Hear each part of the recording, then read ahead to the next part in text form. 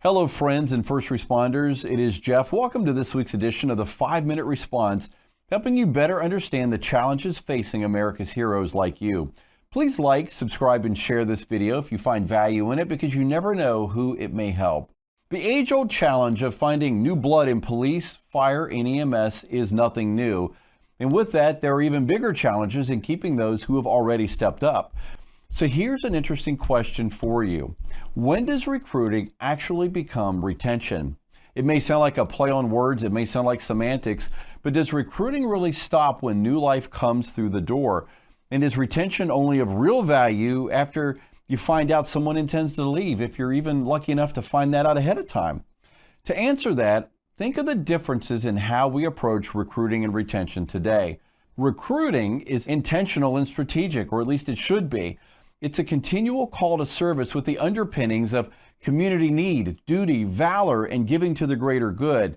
It's focused on the individual, acknowledging their tremendous value to us and to the community. Great attention is given to walking with this potential candidate in that moment. But what about retention?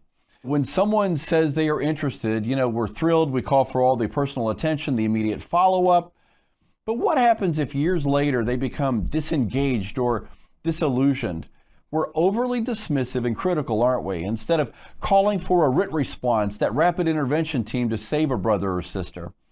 In one scene from an intense movie from 1993 with Michael Douglas called Falling Down, a man coping with his own downward spiral becomes irate at a fast food chain, all because the mouth-watering burger in the marketing that promised all the great taste in the picture was nothing like it was in real life.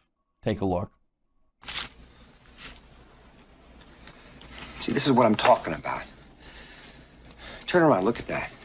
You see what I mean? It's plump, it's juicy, it's 3 inches thick. Now, look at this sorry, miserable, squashed thing. Can anybody tell me what's wrong with this picture?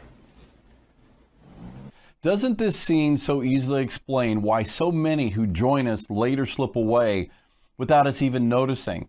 You see, internal recruiting should happen throughout the lifetime of our people, because I believe that is part of retention.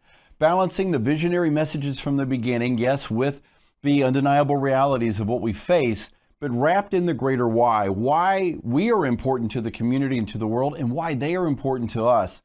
And you know this, just look at the out of balance importance that recruiting has over retention. There's constant messaging in recruiting, constant awareness, constant contact until they're sworn in, as I've said before. But once in the door, all of that goes away. And those that we hope will serve tomorrow are left to figure things out on their own.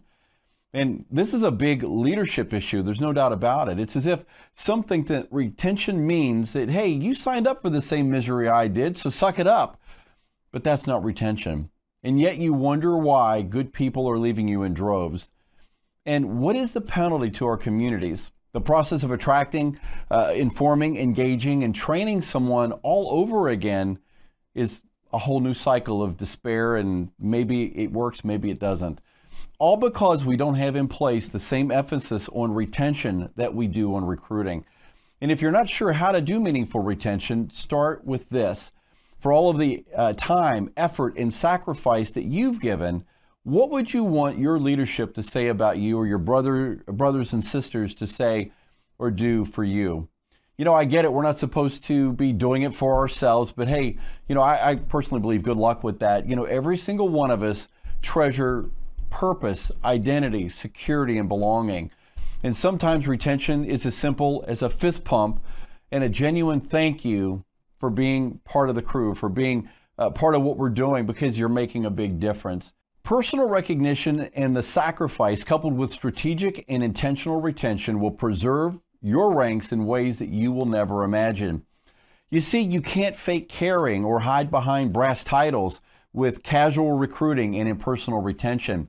That's why you must create an officer position in your department for recruiting and retention, and assigning the right person to the important duty of truly taking care of your most treasured assets, your people.